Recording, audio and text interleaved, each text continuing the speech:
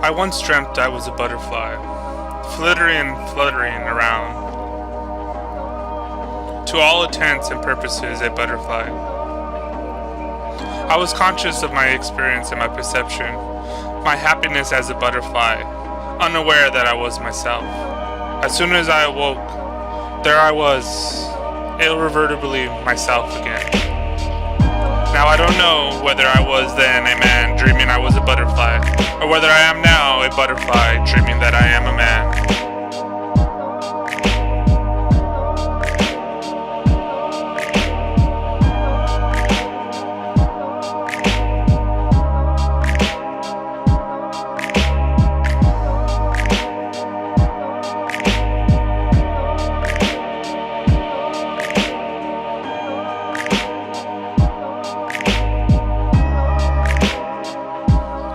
The web of life, love, suffering, and death unites us all.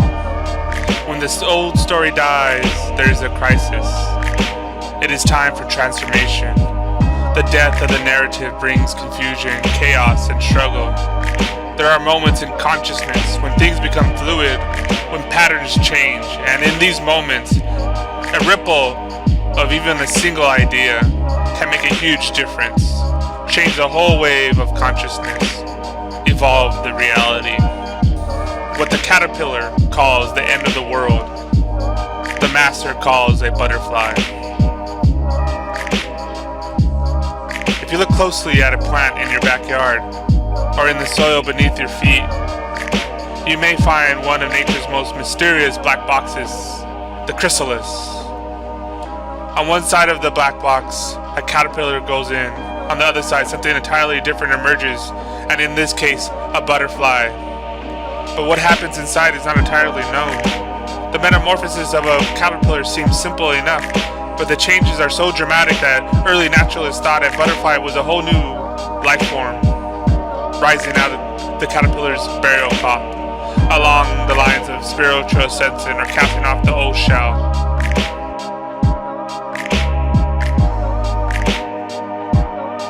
Many transformations, both physical and spiritual, the change undergone by a caterpillar away from the preying eyes is so great that it is easy to wonder how much of the original remains after it breaks free from the shell. If you cut open the chrysalis shortly after it forms, you won't find a caterpillar morphing it gradually into a butterfly with well-defined intermediate stages. Instead, the chrysalis is filled with a liquid-like substance, the result of the caterpillar's body breaking down and dissolving into a soup of cells. Imaginal cells. Yet somehow this magical soup transforms into a butterfly, and along the way the pieces of the butterfly survive. There's a continuum between the old and the new. Scientists have discovered that even some of the caterpillar's memories remain in the butterfly. Also, while dissecting the caterpillar, the 17th century Dutch biologists discovered the early versions of a future butterfly, such as wings, antennas, legs, already exist in the butterfly's body before the formulation of the chrysalis. So caterpillars already carry parts of the future cells inside. The potential for transformation exists even before it is visible from the outside. Transformation exists even before it is visible from the outside. Transformation exists even before it is visible from the outside. Transformation exists even before it's visible from the outside.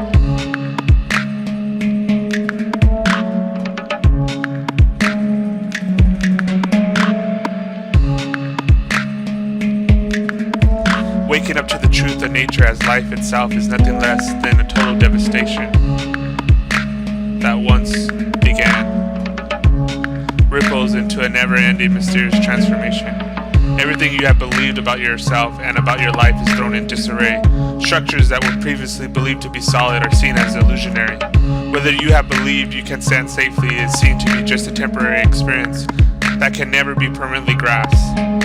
All the passing personal identities that played out are seen to be only masks that life itself is playing with, but none of them are ever your true face. It is like water slipping through your fingers. You can never find what you are looking for. Nothing can ever be grasped or held onto. It is an endless losing what you think you know, like a wave of destruction that leaves nothing but what is true.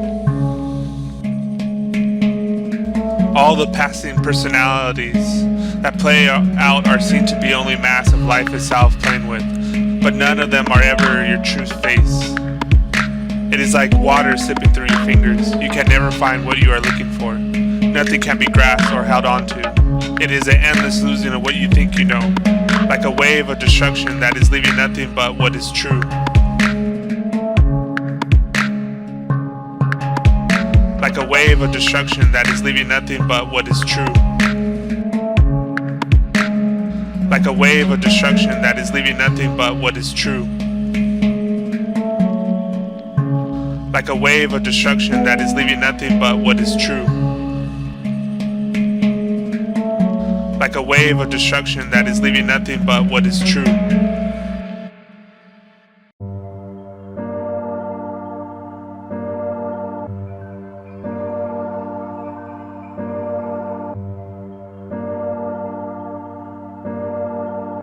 Once there's the death of the personal narrative, the person that previously lived a life with a history and a future is no more. No part of that person can be relied on to be reality. The memories and feelings are there, but the thought story that connects all the dots in time is no longer believed to be true. The old reliable story of me is seen for what it is. There is no new story to replace it. Time is seen to be a belief, and all there is the present experience, which is already gone. There is nothing and nothing to hold on to. It can feel very lost and very alone, and no one can rely on to save you anymore. All hope is lost, forever finding something or someone to grasp onto to provide some sanity in this insanity. There is a free fall in not finding and not understanding. Thought might want to cling on to a story of how depressing this is for me, but soon this is seen through as well. It is nothing that thought can put a label onto. Every experience comes and goes and is felt intensely, and none of it means anything about me.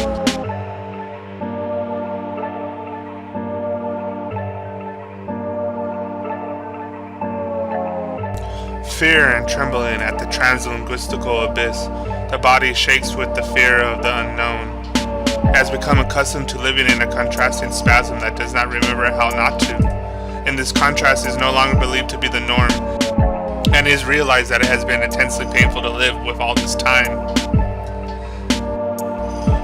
As less attention is given to thought, more attention is given to this body, and how, in all its innocence, it is an animal with animal survival responses. Over the years, the body has simply responded to the limited beliefs about me. Now that these beliefs are being shown through, all that is left are physical sensations. There is more and more sensitivity to how life energy is being physically suppressed in here in an attempt to survive and be someone. The all-encompassing power of life that is who you really are can't be resisted or relaxed into when thought is not believed in. There is more and more a sense of losing myself. Fear can be here and in fact no longer the enemy. It is lived with moment to moment as a close friend. The boundaries that are previously believed to protect are no longer relied upon. So there is an open vulnerability that includes what is believed to be outside or inside. The boundaries that were previously believed to protect are no longer relied upon. So there is an open vulnerability that includes what was believed to be outside or inside. You walk around naked without your skin to protect you. The apparent outside environment and other people are felt in you. This can seem incredibly uncomfortable and overwhelming at times. Other times so heartbreaking beautiful that tears overflow. Beauty is beauty, that's all there is to it. If you're interested in you, then you're stuck with you and you're stuck with your death. But if you get interested in beauty, then you launched on something mysterious inside your soul that grows and grows like a secret insane thought until you're it.